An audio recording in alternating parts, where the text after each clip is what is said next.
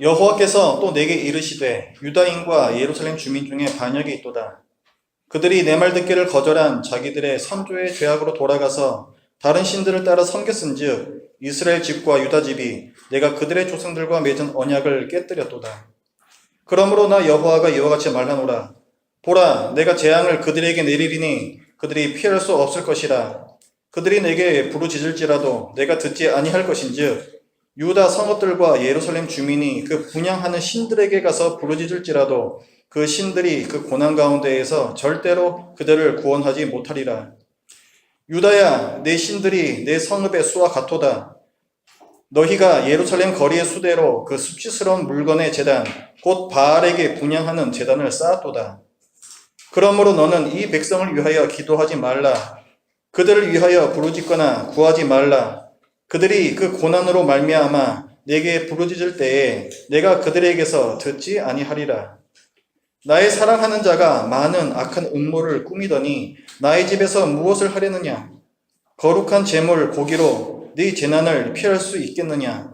그때에 네가 기뻐하겠느냐? 여호와께서는 그의 이름을 일컬어 좋은 열매 맺는 아름다운 푸른 감람나무라 하였었으나 큰 소동 중에 그 위에 불을 피웠고 그 가지는 꺾였도다. 바알에게 분향함으로 나의 노여움을 일으킨 이스라엘 집과 유다 집의 악으로 말미암아 그를 심은 만군의 여호와께서 그에게 재앙을 선언하셨느니라.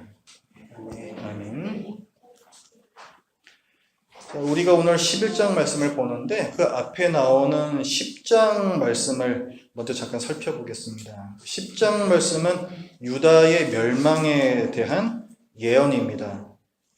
10장 17절과 18절 말씀을 보면요. 에워싸인 가운데 앉은 자여 내 짐 꾸러미를 이 땅에서 꾸리라. 그러니까 지금 외국의 다른 나라에서 쳐들어와서 유다의 그 예루살렘 성을 포위하고 있는 또 그 성을 쑥밭으로 만들어버린 그 상황을 생각하면서 이 말씀을 한번 들으시기 바랍니다. 여호와께서 이와 같이 말씀하시되 보라 내가 이 땅에 사는 자를 이번에는 내던질 것이라. 그들을 괴롭게 하여 깨닫게 하리라 하셨느니라. 나라가 멸망되고 이 백성들이 지금 있는 이 가나안 땅에서 내쫓길 것이다 라는 멸망에 대한 말씀입니다. 그리고 또 22절 말씀에서도 보면 들을지어다 북쪽에서부터 크게 떠드는 소리가 들리니 군대가 몰려오는 소리겠죠. 유다 성읍들을 황폐하게 하여 승냥이의 거처가 되게 하리로다. 이런 일이 있을 거라는 거예요. 이 유다의 멸망 예고에 이어지는 오늘의 이 본문, 그것이 11장 말씀인데 이 11장에서는 왜 유다가 멸망당하는가에 대해서 하나님께서 설명을 해주시는 부분입니다. 한마디로 하면은 그것은 너희가 언약을 지키지 않은 결과다라는 거예요. 자, 11장의 3절과 4절 말씀을 우리 함께 읽어봅니다. 시작. 그들에게 이르기를 이스라엘의 하나님 여호와께서 이와 같이 말씀하시되 이 언약의 말을 따르지 않는 자는 저주를 받을 것이니라. 이 언약은 내가 너희 조상들을 쇠풀무 애굽 땅에서 이끌어내던 날에 그들에게 명령한 것이라. 곧 내가 이르기를 너희는 내 목소리를 순종하고 나의 모든 명령을 따라 행하라. 그리하면 너희는 내 백성이 되겠고 나는 너희의 하나님이 되리라. 자, 지금 우리가 3절에서 읽었어요. 왜 아까 우리 10장에서 읽었던 그런 재앙이 일어나는가라고 했을 때 그 3절에서 얘기를 하는 거죠. 이 언약의 말을 따르지 않는 자는 저주를 받을 것이니라 라는 약속을 예전에 했었다는 거예요. 그 약속을 언제 했습니까? 4절에 나오죠. 이 언약을 언제 했다는 거예요? 내가 너희 조상들을 쇠풀무 애굽 땅에서 이끌어내던 날에, 자, 애굽에서 종살이 하던 이스라엘 백성을 하나님께서 모세를 통해서 이끌어내시고 신의 산으로 데려오셔서 맺으신 언약이라는 거예요. 신의 산 언약이라고 얘기를 하는 거죠. 근데 그 언약의 내용은 무엇입니까? 나는 너희 하나님이 되고 너희는 내 백성이 되리라. 그런데 이것에 조건이 있어요. 너희가 내 말에 순종하면 그 복을 받을 것이나 불순종하면 저주를 받으리라. 이런 조건이 붙어있는 언약이죠. 하나님께서는 이 언약을 신실하게 지키셨습니다. 내가 너희 하나님이 되리라. 하나님이 된다는 것은 왕이 된다는 뜻이고, 왕이 하는 일은 무엇입니까? 백성을 보호하고 다스리는 일이에요. 그 일을 하나님께서는 신실하게 감당하셨다는 거예요. 언약을 이행하셨다는 거죠. 그게 5절에 나오는 말씀입니다. 내가 또 너희 조상들에게 한 맹세는 그들에게 젖과 꿀이 흐르는 땅을 주리라 한 언약을 이루리라 한 것인데 오늘이 그것을 증언하느니라. 그러니까 하나님께서 너희 왕이 되시고 또 너희에게 젖과 꿀이 흐르는 땅을 주셔서 나라를 이루게 할 것이다 라는 약속을 주셨는데 그것이 실제로 이루어졌다는 거죠. 너희가 지금 예루살렘에서 살고 있잖아. 그게 바로 그 증거잖아. 하나님께서 그 말씀하시는 거예요. 하지만 이에 반해서 남유다는 언약에 불성실했습니다. 6절부터의 말씀을 보면은 이 왕이신 하나님의 말씀을 듣지 않는 남유다의 불순종의 죄에 대해서 하나님께서 책망을 하십니다.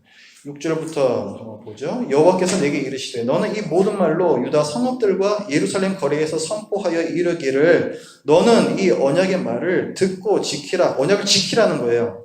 내가 너희 조상들을 애굽 땅에서 인도하여 낸 날부터 오늘까지 간절히 경계하며 끊임없이 경계하기를 너희는 내 목소리를 순종하라 하였으나 왜 그렇게 말씀하셨어요? 그게 언약이니까. 너희가 내 말에 순종해야 된다는 것이 그게 언약이었으니까. 그렇게 자꾸 말씀을 하셨는데도 8절에 뭐라 그래요? 그들이 순종하지 아니하며 귀를 기울이지도 아니하고 각각 그 악한 마음에 완악한 대로 행하였으므로 이렇게 나오죠. 불순종했다는 거죠. 그렇기 때문에 하나님께서는 이 언약을 어긴 이 백성들의 죄를 물으셔서 처음에 약속한 대로 저주를 내리신다는 거예요. 그 저주가 무엇이냐? 아까 우리가 10장에서 봤던 그 북방에서 어떤 나라가 쳐들어와서 이스라엘, 유다를 멸망시키는 사건이라는 거죠. 언약적 저주라는 거 이제는 귀에 익숙하시죠? 이게 언약적 저주입니다. 언약대로 저주가 내려지는 거, 이게 언약적 저주예요. 오늘 본문은 제가 이미 수차례 누차 말씀드렸던 내용입니다. 그러니까 별로 색다른 내용도 아니고요. 예레미야서의 처음부터 계속해서 반복되고 있는 경고의 말씀입니다. 하나님께서 예레미야를 통해서 이렇게 거듭 죄를 지적하시고 나라의 멸망이라는 이 심각한 징벌을 경고를 하셨는데도 그래도 유다, 이스라엘은 계속해서 이 하나님의 말씀을 비웃었어요. 나중에 실제로 바벨론이 침공해 와서 유다를 멸망시키는 그날까지 하나님의 징벌이 임할 때까지 유다 백성은 회개하지 않았습니다. 그 첫 번째 이유는 무엇입니까? 우리가 지난주에 하나의 이유를 살펴봤어요. 유다 백성들이 실제로는 알맹이가 없는 껍질과도 같은 그런 신앙생활을 하면서 자기네들은 잘하고 있다라고 생각을 했기 때문에 그렇습니다.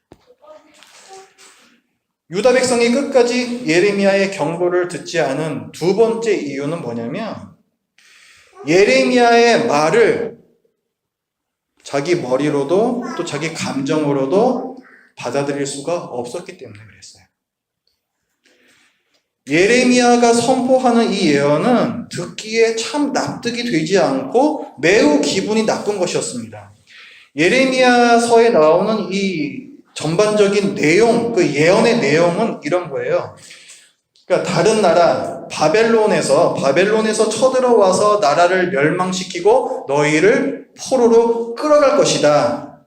그런데 이것은 하나님의 징벌이기 때문에 너희가 그것을 받아야 한다는 거예요. 그러니까 그 바벨론이 쳐들어왔을 때 저항하지 말고 순순히 끌려가라 이렇게 얘기를 합니다. 여러분 쉽게 받아들일 수 있는 말일 것 같습니까 이게? 또 70년 후에는 하나님께서 너희를 다시 회복시키실 거야를 말씀을 하세요. 예레미야를 통해서. 그러니까 그 70년 동안은 너희들이 끌려간 그곳 땅에서 괜히 애태우지 말고 마음 편히 갖고서 거기서 그냥 바벨론 거기서 그 질서에 따라서 잘 그냥 살아. 이 얘기를 합니다. 이것이 과연 받아들이기 쉬운 얘기였을까요? 이렇게 바꿔서 생각해보면 어떻겠습니까? 선지자가 오늘날에 여러분들에게 예언을 하는 거예요. 자, 북쪽에서 어떤 나라가 우리나라를 쳐들어 올 것이다. 그런데 이것은 너희가 지금까지 하나님께 순종하지 않았던 것에 대한 징벌이야. 그러니까 너희는 그 나라와 싸우지도 말고 그냥 항복하고 순순히 포로로 끌려가야 해. 그곳에서 70년 동안 그냥 찍소리 말고 가만히 있으면서 벌을 받아라. 그러면은 하나님께서 회복시켜 주실 것이다. 어떤 저항도 항거도 하지 말라는 거예요. 여러분에게 이런 만약에 예언이 있었다라고 한다면 순순히 정말 좋은 마음으로 받으실 수 있겠습니까? 만약에 그 악한 나라가 북쪽에서 오는 나라가 그 악한 북한이다 예를 들어서 그렇다면 여러분은 그 사실을 받을 수 있겠느냐고요. 하나 이제 예를 들어서 말씀드리는 겁니다. 하나님께서 북한을 쓰셔가지고 뭐 우리나라를 갖다가 공격할 것이다. 그런 말씀 제가 드리는 거 아니에요. 예를 제가 들어본 겁니다. 이런 말을 들었을 때 우리에게서는 아멘이라는 말이 나오지가 않아요.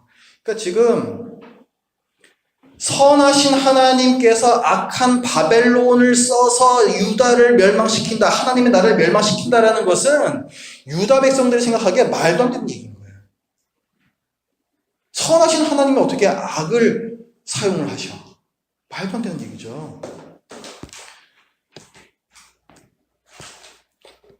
문제는요, 우리의 문제는 뭐냐면, 우리는 지금 이제 남유다 백성이 이해가 될 뿐만 아니라, 사실은 그 남유다 백성들처럼 산다라는 사실이에요. 거기에 큰 문제가 있습니다.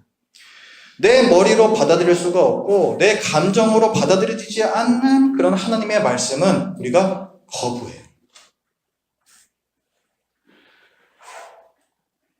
성경에서는 무엇을 말씀합니까? 하나님은 영원부터 영원까지 계시는 유일한 신이시다를 얘기하죠.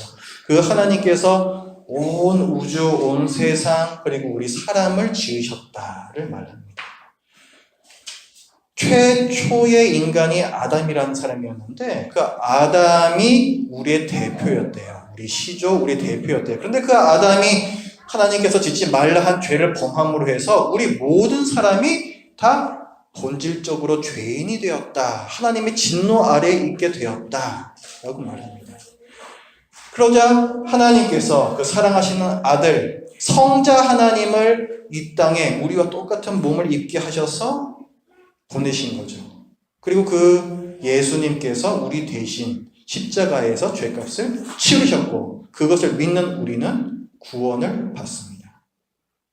우리는 죽음으로써 우리의 삶을 마감하는 것이 아니고 다시 부활해요. 예수님께서 다시 이 세상을 심판하기 위해서 오시는데 그때 의인들은 하나님과 영원히 복된 생활을 하기 위해서 부활을 할 것이고 악인들은 영원히 징벌을 받기 위해서 형벌을 받기 위해서 부활합니다. 그것이 성경에서 말씀하는 바라는 거죠. 이런 모든 말씀을 여러분들은 다 믿으십니까? 혹시 이 중에서 뭔가 이 부분은 내가 좀 잘 못 믿겠다 하는 부분이 있다면 여러분은 그것을 왜 안 믿으십니까? 여러분의 머리로 잘 이해가 되지 않고 여러분의 감정으로 잘 받아들여지지 않기 때문이죠. 그래서 안 받아들이는 거예요. 그러니까 유다 백성들하고 우리하고 별로 다를 바가 없는 겁니다. 하나님의 말씀보다 내 머리와 내 감정이 더 위에 있는 거예요. 그래서 그 기준에 맞지 않는 하나님의 말씀은 다 재단을 해버립니다. 잘라버리는 거예요. 우리가 지금 성경을 보고 있잖아요. 성경의 권위에 대해서 우리가 잘 인식을 해야 됩니다. 성경은 사람의 손으로 쓴 거예요. 맞죠? 갑자기 무슨 불이 내려와가지고 무슨 양피지 이런 데다가 글이 써진 게 아니란 말이에요. 사람의 손으로 쓰였단 말이에요. 하지만 모든 성경은 하나님의 영감으로 쓰여졌다라고 성경이 밝히고 있습니다. 이 얘기는 무슨 말이냐면은 성경의 기록자는 사람이지만 성경의 저자는 하나님이시라는 거예요. 그렇기 때문에 이 성경은 최고의 권위를 가진다라는 뜻입니다. 아니 이게 정말 하나님의 말씀인지 어떻게 합니까? 사람이 그냥 지가 쓴 건지 어떻게 알아요? 성경에 그렇게 써 있습니다. 이 성경은 하나님께서 친히 쓰신 거라고 그렇게 성경에 써 있어요. 아니 그게 참인지 어떻게 아십니까요? 성경에 그렇게 써 있다고요.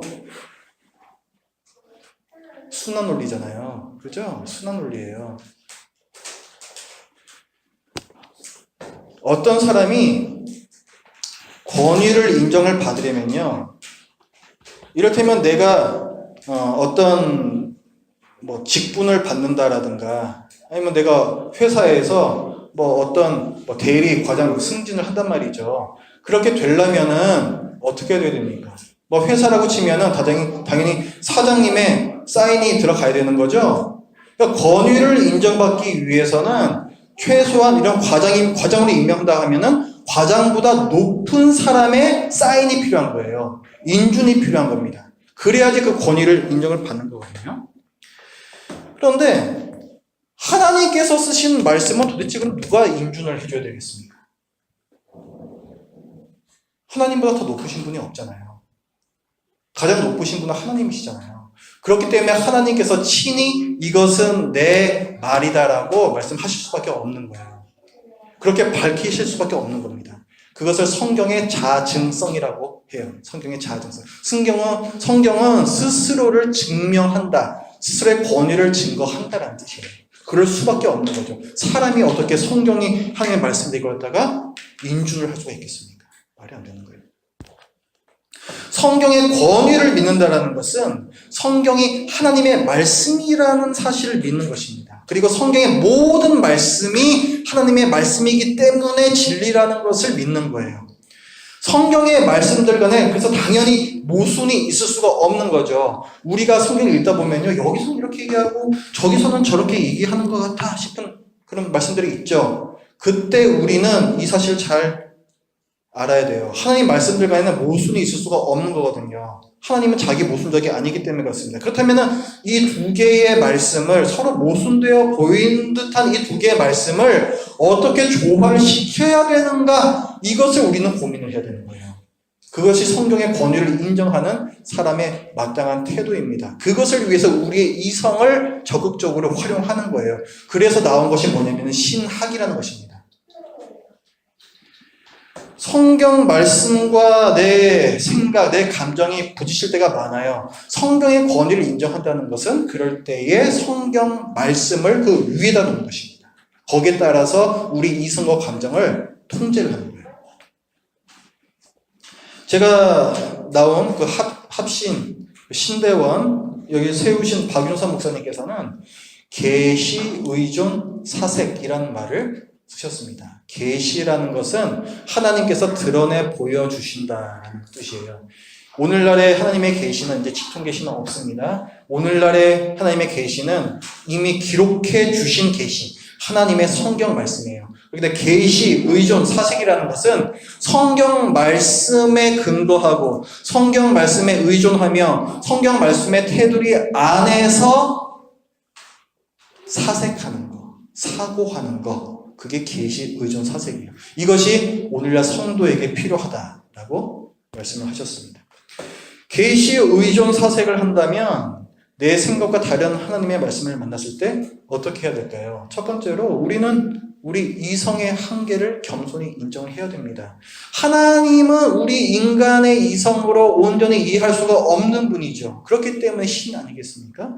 하나님께서 우리에게 드러내 보여주신 것만큼만 땅속에 돌이 있고 바위가 있어요. 근데 비가 내리면은 그거 흙이 씻겨 나가면서 그 돌뿌리가 이렇게 드러날 때가 있지 않습니까? 그러면 여기 돌이 있구나 우리가 아는 거예요. 똑같습니다. 하나님에 대한 지시, 이 영적인 지시라는 것은 우리에게 철저하게 감춰져 있어요.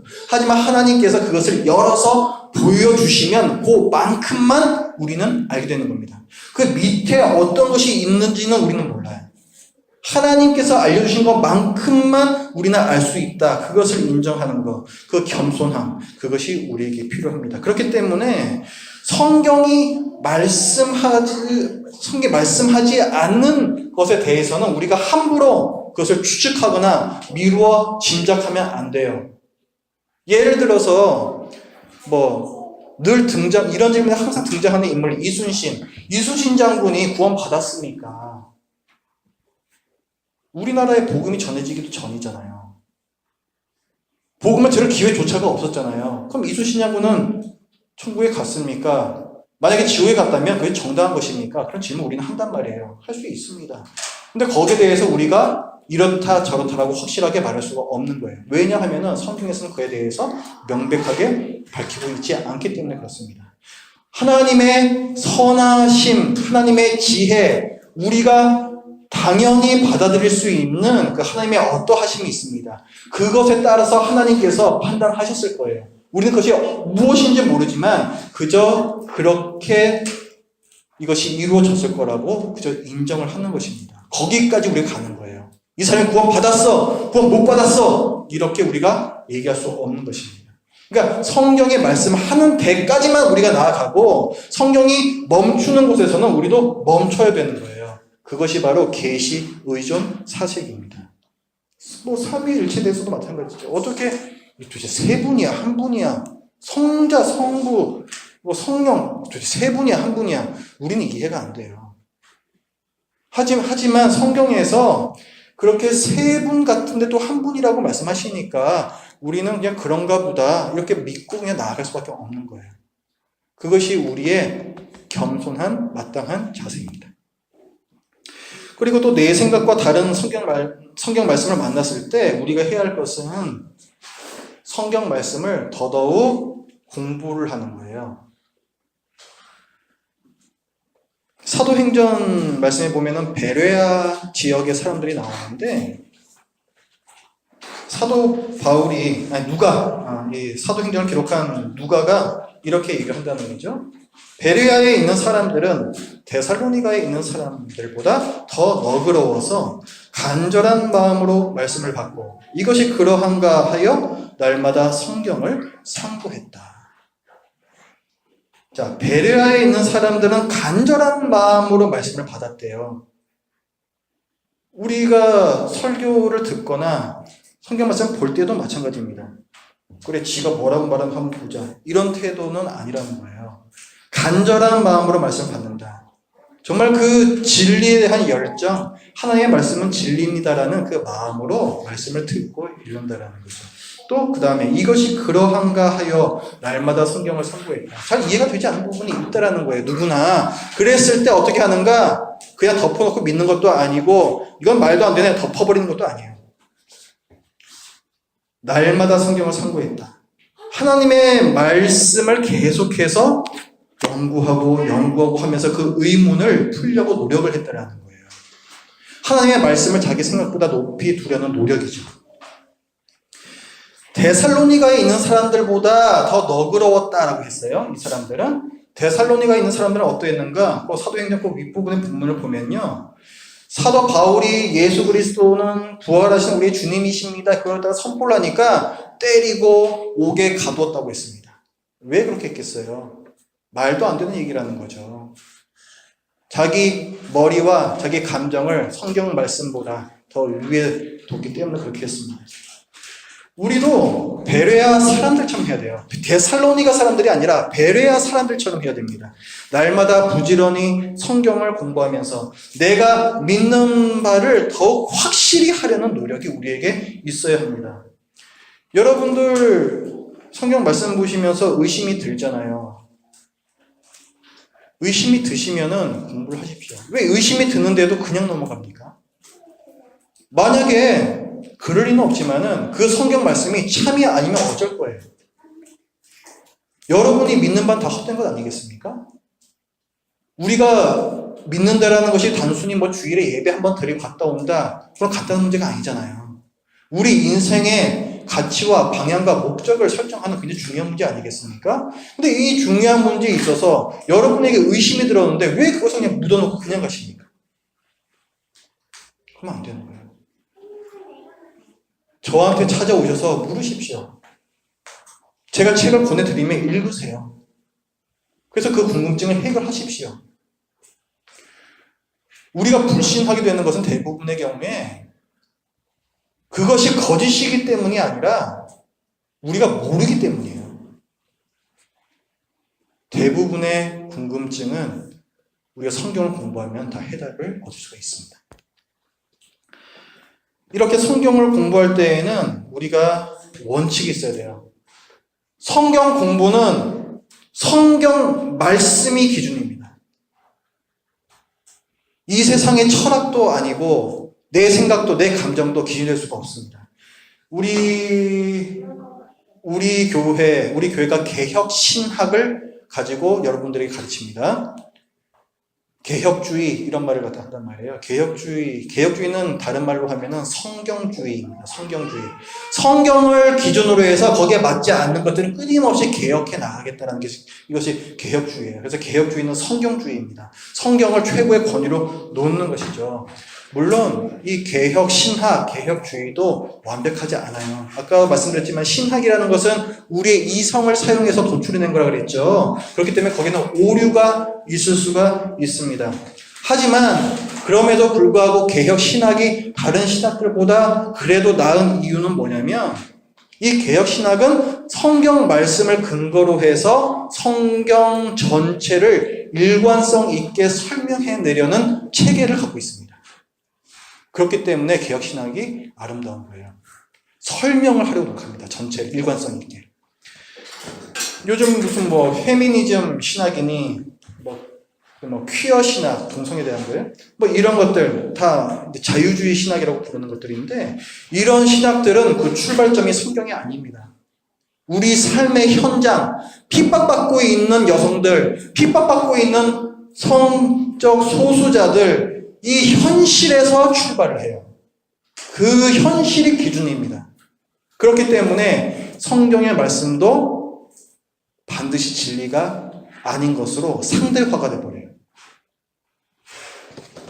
그러니까 자꾸만 성경 말씀하고 부딪히는 거예요. 그런 신학들은. 그러니까 그 사람들이 어떻게 합니까? 그것을 해결은 어쨌든 해야 되니까 이 성경 말씀, 이 자기네들이 생각하고 있는 것과 부딪히는 이 성경 말씀을 이건 하나님의 말씀이 아니고 그냥 사람이 이 성경을 이렇게 편집하다가 자기 생각을 끼워 넣은 거야. 이렇게 얘기를 합니다.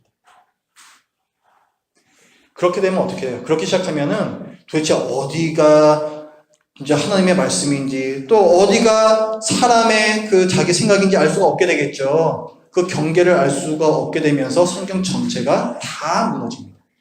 믿을 게 없어요. 그렇게 가게 됩니다. 뭐에서 잘못된 거예요? 이 성경의 모든 말씀이 하나님의 말씀이라는 그 인준을 사람이 하는 거죠. 그래서 잘못된 거예요.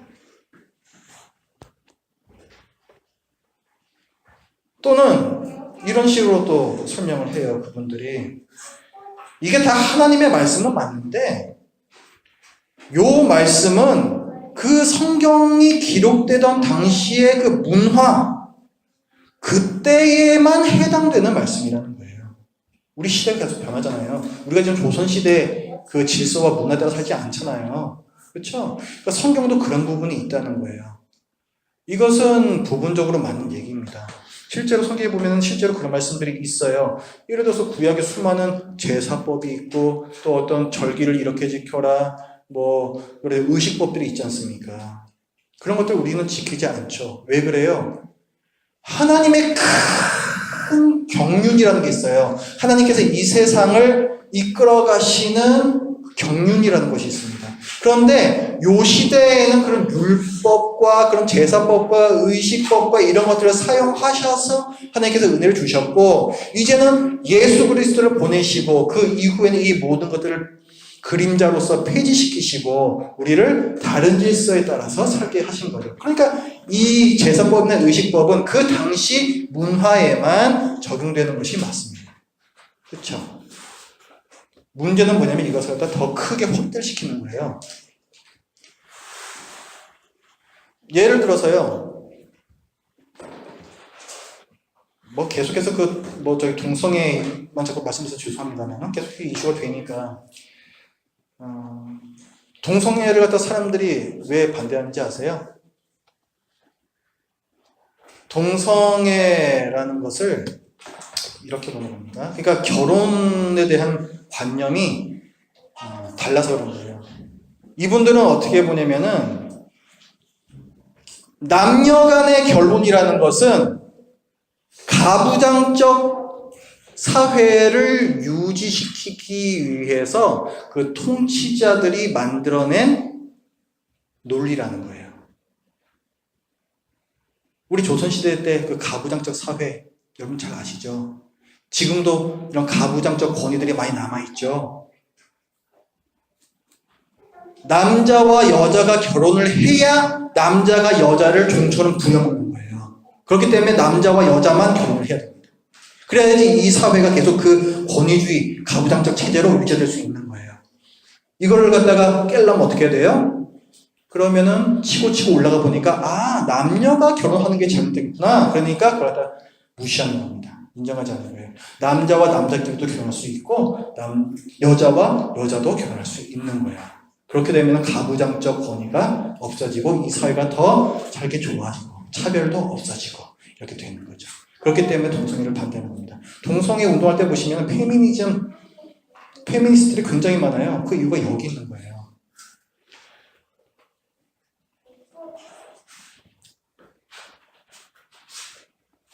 자유주의 신학들 이런 것들의 문제는요. 이런 현재의 문화, 상황, 내 경험, 내 생각을 기준으로 이 수많은 성경 말씀을 난도질하고 있습니다. 성경은 동성애를 뭐라 그래요? 남녀 간의 결혼은 창조 질서다 이렇게 얘기를 해요.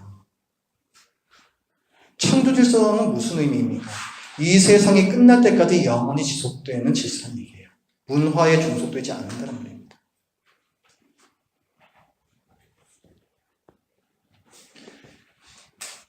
이 자유주의자들의 생각, 이런 신학들, 이 모든 것들이 다 우리의 경험과 이성을 최고의 자리에 두기 때문에 이런 것들이 만들어지는 겁니다. 그러면 안 돼요. 성경을 공부할 때에는 우리가 당연히 이성을 사용하되 성경 말씀에 지배를 받으면서 사고를 해야 됩니다. 계시 의존 사색을 해야 되는데요.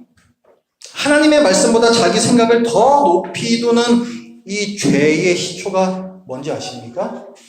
그것이 바로 아담의 선악과 죄예요. 하나님께서 땅 먹지 말라 했으면 그것이 최고의 명령입니다. 근데 그것을 어기잖아요. 자기 생각대로. 그것이 그 죄의 최초입니다.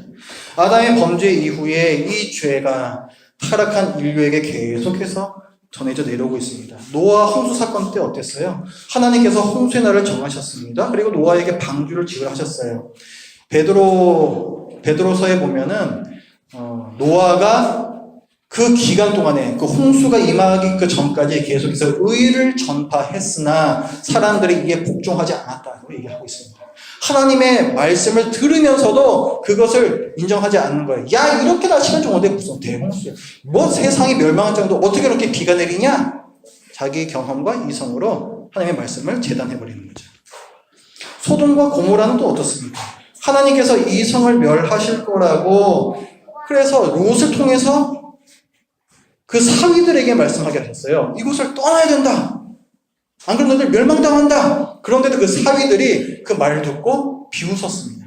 그러다 그 성에서 유황과 불이 내리는 가운데 멸망을 당해요. 하나님의 말씀보다 자기 경험과 이성을 더 높게 두는 거죠. 오늘 우리가 보고 있는 이 예레미야는 어떻습니까? 계속해서 보고 있잖아요. 하나님께서 유다를 멸망시키실 거라고 회개하라고 하시는데도 사람들은 하나님의 말씀을 계속해서 비웃습니다. 이렇듯 내 생각과 감정을 하나님의 말씀보다 더 높이 두는 이 잘못은 우리 인류 역사상 계속해서 되풀이되어 왔습니다. 우리가 지난 시간에 원죄에 대해서 공부 시간에 배웠죠?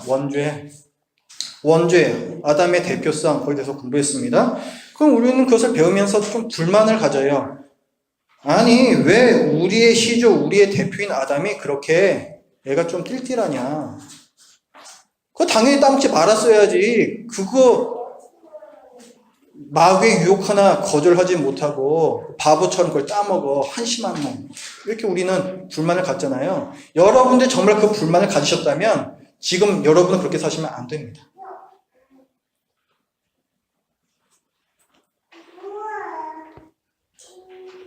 여러분이 불순종하고 있는 성경 말씀은 무엇입니까? 여러분이 받아들이는 성경 말씀이 많겠지만 하지만 어디선가 툭툭 걸려가지고 요거는 내가 못 받아들이겠다 하는 그 말씀은 도대체 무엇입니까? 여러분이 하나님께 불순종하는 것은 하나님의 말씀을 모르기 때문이 아닙니다. 여러분은 말씀을 머리로는 다 알고 있지만 실제로 말씀과 부딪히는 현실을 만났을 때에는 여러분의 머리를 선택을 하는 거예요. 여러분의 판단이 하나님의 말씀보다 더 정확하다라고 생각을 합니다. 혹은 하나님의 판단이 정확하지만 이렇다고 해서 하나님께서 나를 어떻게 하시겠어? 이런 오만함의 표현일 수도 있습니다. 여러분의 생각 중에는 이 성경이 시대에 뒤떨어진 캐캐 묵은 옛날 책이라는 그 생각이 무의식 중에 있는 거예요. 그렇지 않습니다. 하나님께서는 어제나 오늘이나 내일이나 영원히 변함이 없으신 동일하신 분이십니다. 그렇기 때문에 이 하나님의 말씀은 시대를 초월한 최고의 권위를 가진 기준입니다. 하나님께서 이사야 선지자를 통해서 백성들에게 이렇게 선포하라고 말씀하셨어요. 풀은 마르고 꽃은 시드나 우리 하나님의 말씀은 영원히 서리라 하라. 하나님께서 그렇게 선포하라고 명령을 하셨습니다. 얼마나 그 백성들이 안 믿으면 그렇게 선포하라고 하시겠습니까? 오늘날에도 하나님께서 그렇게 말씀하고 계세요. 하나님께서 우리에게 성경을 주신 목적은 여러분의 유익을 위해서 주신 것입니다. 성경은 이 세상과 사람이 어떻게 시작되었는지 그리고 그 끝은 무엇인지 또 그 시작과 끝의 그 가운데 이 시대를 살아가는 우리가 과연 어떻게 살아야 하는지 우리가 어떻게 복된 생활을 할 수가 있는지 그것을 설명하고 있습니다. 내가 어디로 가고 있는지 도대체 알 수 없는 이 어두운 세상에서 하나님께서 등불로 주신 거예요. 그것이 이 성경 말씀입니다. 그런데 오늘날에도 이 세상에서 이 아담의 죄가 계속해서 되풀이되고 있는 거예요. 내 이성과 경험을 절대시하는 이 잘못. 그러지 마십시오. 창조주 하나님과 피조물 인간의 한계를 인정하시고 여러분 자신을 위해서 성경의 권위에 굴복하십시오. 이 굴복은 부끄러운 것이 아닙니다. 여러분에게 선한 것, 좋은 것을 주고자 하시는 하나님께 응답하는 거예요. 하나님의 말씀은 여러분을 악에서 보호합니다. 시편 기자는 이렇게 얘기해요. 하나님의 도는 완전하고 여호와의 말씀은 순수하니 정말 정금과도 같은 진리라는 거죠. 그는 자기에게 피하는 모든 자의 방패시로다. 여호와의 교훈은 정직하여 마음을 기쁘게 하고 여호와의 계명은 순결하여 눈을 밝게 하시도다. 여러분들에게 유익을 주기를 원하십니다. 아무쪼록 하나님의 말씀을 존중하시고 생명을 얻고 복을 받는 삶이 우리 모두에게 있기를 바랍니다. 기도합니다. 하나님 아버지, 유다 백성의 거듭된 죄를 보면서 그것이 아담 때부터 되풀이되는 죄요. 또 오늘날 지금 저희에게도 반복되는 죄임을 깨닫게 하신 참으로 감사합니다. 저희의 교만함을 용서하여 주시옵소서. 하나님의 말씀이 잘 믿어지지 않을 때 저희의 이성과 감정보다 하나님의 말씀을 더 위에 놓는 이 겸손함이 우리 모두에게 있도록 하여 주시옵소서. 예수님의 이름으로 기도드립니다. 아멘.